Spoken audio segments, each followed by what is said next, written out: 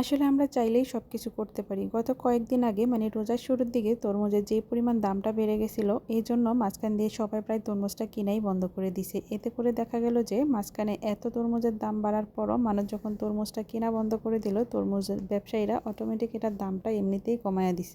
আর আমরা যদি এটা না করতাম তাহলে দেখা যেত যে ওরা আরও বেশি দামটা বাড়াইয়া দিত, আর দেখা যায় ওরা বেশি লাভবান হইতো আর আমরা এতে সবসময় অনেকটা বেশি ক্ষতিগ্রস্ত হই। যদিও এর কারণে কৃষকেরা মনে হয় একটু হলেও ক্ষতিগ্রস্ত হয়েছিল, তারপরও অসাধু ব্যবসায়ীগুলো তো একটু তাদের ব্যবসাটা কম করতে পারছে, এটাই আসলে অনেক বড় পাওয়া। আসলে যে কোনো সময় যে কোনো জিনিসের যদি দাম বেড়ে যায়, সেটা না কিনে কয়েকটা দিন যদি আমরা সেটা থেকে দূরে থাকি তাহলে দেখা যায় সেই জিনিসটার দাম এমনিতেই কমে যায়। আজকে আমি এখানে দুপুরবেলায় একটু তরমুজের শরবত তৈরি করলাম, সেটা ভাবলাম আপনাদের সাথে একটু শেয়ার করি।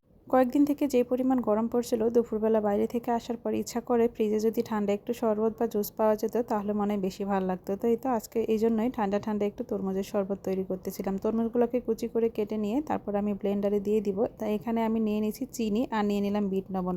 তো আমি এখানে চিনির পরিমাণটা 2 টেবিল চামচের মতো দিলাম। যেহেতু তরমুজটা একটু ভালোই মিষ্টি ছিল, এই জন্য আর বেশি পরিমাণে চিনি দিই নাই। আপনারা যে অনুযায়ী মিষ্টিটা খেতে চান সেই অনুযায়ী চিনিটা দিলেও হবে।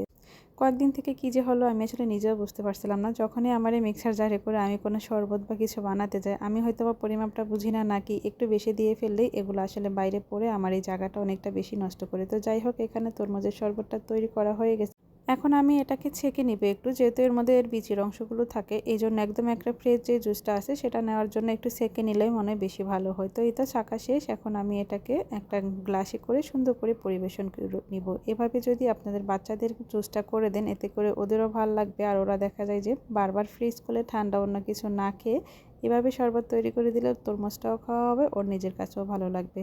আর বাচ্চাদের দিলে চাইলে আপনি এখানে বরফের কুচিগুলো একটু না দিলেও পারেন, এটা যার যেমন খুশি। আর বাচ্চাদের যেহেতু ঠান্ডা লাগার ভয়টা বেশি থাকে, তো ওখানে একটু ঠান্ডা জিনিসটা কম দেওয়াই বেশি ভালো। আমি আজকে যেইটুকু পরিমাণ শরবত তৈরি করলাম এতে আমার 2 গ্লাসেরও বেশি হবে। তো এই তো আমি এখন আমার 2 জনের জন্য 2 গ্লাসে করে শরবতটা নিয়ে নিচ্ছি। নিয়ে ওদেরকে আমি আজকে দুপুরবেলা এই ঠান্ডা ঠান্ডা শরবতটা দিব। আর বাইরে থেকে এসে এরকম যদি 1 গ্লাস শরবত কেউ তৈরি করে দেয় তাহলে দেখা যায় নিজের কাছেও ভালো লাগে, সাথে যে তৈরি করে দেয় তার কাছে মনে হয় বেশি ভালো লাগে। তরমুজের এই সিজনে যারা এখনও এইভাবে তরমুজের শরবতটা তৈরি করে খান নাই, তারা একবার হলেও বাসায় এইভাবে তৈরি করে দেখতে পারেন। আর আমরা দেখা যায় এই গরমে বাইরে গেলে বাইরে থেকে ঠান্ডা যে কোনো জিনিস খাওয়ার জন্য বেশি পাগল থাকি, তবে সেটা না করে যদি বাসায় এসে নিজের হাতে এরকম সামান্য কিছু উপকরণ দিয়ে নিজে এইভাবে জুস তৈরি করে খাওয়া যায় তাহলে নিজের জন্যও ভালো আর পরিবারের সবাইও একটু খেয়ে খুশি হবে। এই গরমে নিজে এবং নিজের পরিবারকে সুস্থ রাখে এরকম একটা খাবার যদি আপনি নিজেই বাসায় তৈরি করে দেন তাহলে দেখা যাবে সবার জন্যই ভালো হবে।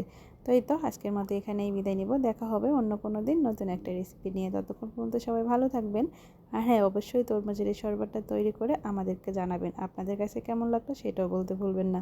আজকের মতো এখানেই বিদায় নিলাম। ধন্যবাদ সবাইকে আমাদের সাথে থাকার জন্য।